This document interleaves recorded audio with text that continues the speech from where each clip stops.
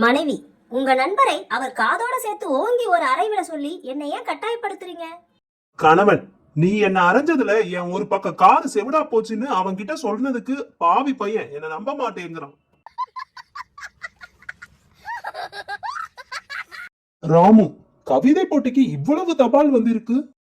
சோமு, கவிதை போட்டிங்கிறது பதிலா கவலை போட்டின்னு பிரிண்ட் ஆயிடுச்சு. எல்லாரும் கவலைகளை எழுதி அனுப்பிட்டாங்க. வேலைக்காரி, ஒரு புடவை துவைக்க சொல்லிட்டு இப்ப 2 புடவை போடுறீங்களேம்மா, ஏமா?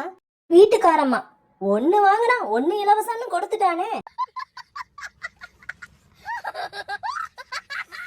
சிறுவன், தினசரி 5 ரூபாய் உன் செலவுக்காக அம்மாவிடம் வாங்கிக் கொள்ளுன்னு அப்பா கனவுல சொன்னாருமா.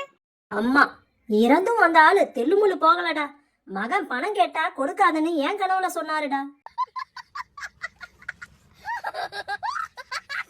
ஒருவன், எங்க அப்பா அரிக்கன் லைட் வெளிச்சத்துல இருந்து தான் படிச்சாரு. நான் தெரு லைட் வெளிச்சத்துல இருந்து தான் படிச்சேன். இதுல இருந்து என்ன தெரியுது? மற்றவன், நீங்க